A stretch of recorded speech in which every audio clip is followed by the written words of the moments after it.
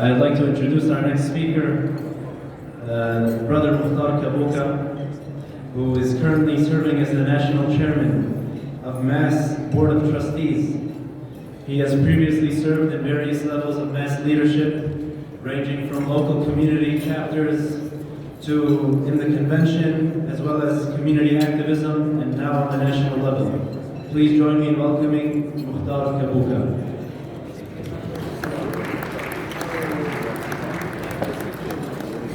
MashaAllah, such a beautiful recitation touches the heart at the deepest level.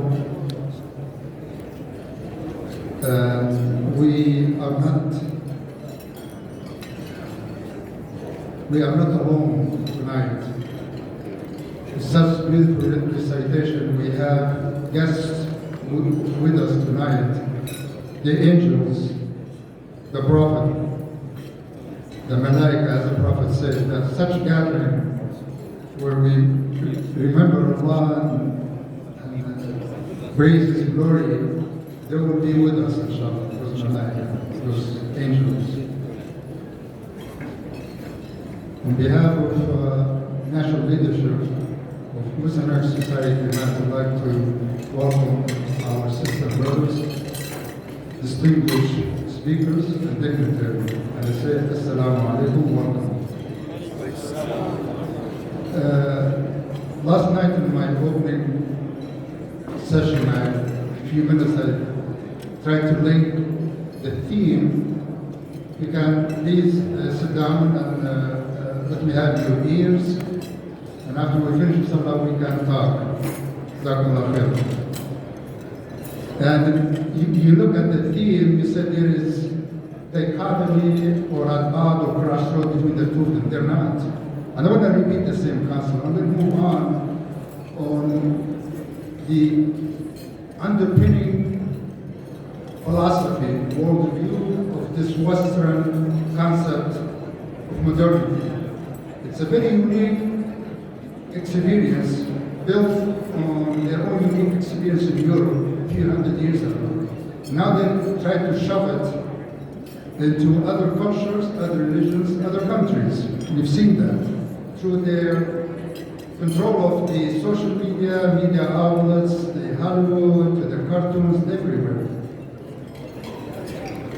And it's built, this Western philosophy built on secularism as one tool, which is removing scriptures from the human experience or worldview. They were successful in that, secularism. Second, liberalism, that man is God now. Man can do whatever he wants to do. Everything is fair game. And therefore there are no fixed principles. Whatever principles we had before, everything is fluid. Why? Because it depends on the human experience, which is changes over time and conditions and place. That's the human nature. We change. Therefore, the principle built on the modernity and Western concept of philosophy is changes. It's very fluid. There are no fixed principles. And these two tools, secularism and liberalism, led to atheism. Because people are at loss. They lost interest in this concept of Westernization, right? And therefore we have the humanity and environment have been under unprecedented assault, both of them. And now we have vast level of spread of corruption and the degradation of morality. They asked me to finish in 5 minutes. I don't know if I can do that. I want to drive a point so you understand from my level. Has reached our doorsteps, uninvited, to our own homes, even public schools, and is now with the passing, going to be a federal law, was passed by Congress and Senate, same-sex marriage. You know what? We haven't seen the worst yet. It's gonna get worse, I'm sorry. However, we have Allah subhanahu wa ta'ala. So we cannot speak against it. And believe me, it's gonna be like anti-Semitism, you cannot speak about it. Believe me, it's gonna be that way. So what we're gonna do now? Now we understand the high level. We need to have our own internal compass to say, okay, this is what we're gonna take from this part of westernization, science and technology. And this we're going to take with many filters. This we're going to reject. Well, how are we going to do that? We have our own model of modernity. I spoke about this last night. And we can go back to it. And that is built on two things. Tradition, the Quran and the Sunnah, and the ijtihad of the ulama. That's the second part, which is modernity. The general rules of Islam and the Quran and the Sunnah. It's very general, which is it's a universal value. Nobody can disagree with them.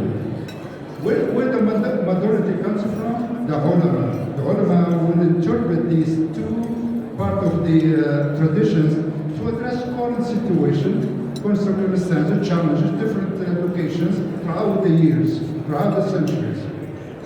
So what we need to do now? We need to develop collectively, locally and nationally, develop a plan and a strategy how we fend off these constant attacks from home, from watching the cartoons, to the Congress, to the school, district board of education, try to shut this in our children. And how we do that? This is, of course, as a Muslim community, but here specifically tonight talking about mass.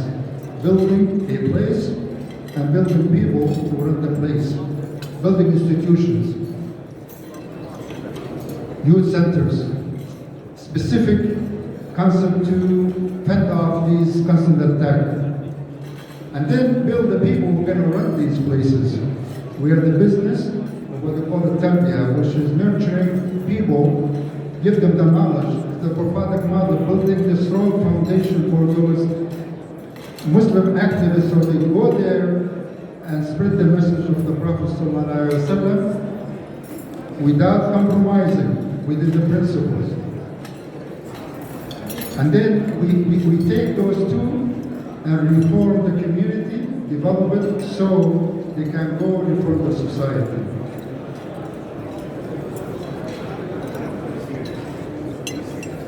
The other faiths have given up on this Western concept of modernity. A lot of churches, and with all due respect, they have given up. They even have to join this movement, right? And only Allah's way, because He Almighty created creations, brought them down here with the beacon of light to guide them so they can live this short life here in peace and harmony with each other, with the environment. And that's the model we offer. Therefore, Islam can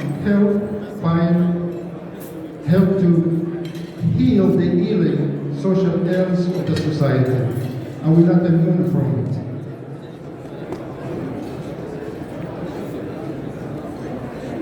And thus far, the Muslims are the last hope for humanity. We should not be shy about this. Tonight, in conclusion, is that we come to you to invest in your children, in your family, in your community, thinking about what I just said. The challenges are great, it's going to get worse, but once we stick to our principles, once we stick to the mission of Allah subhanahu wa ta'ala created us to do, spread mercy to humanity and spread His message to the American society, humanity at last. You are the last hope. We ask your support and keep that, inshallah, in your mind when you go back. Always keep about where these attacks come from. Jazakumullah khair.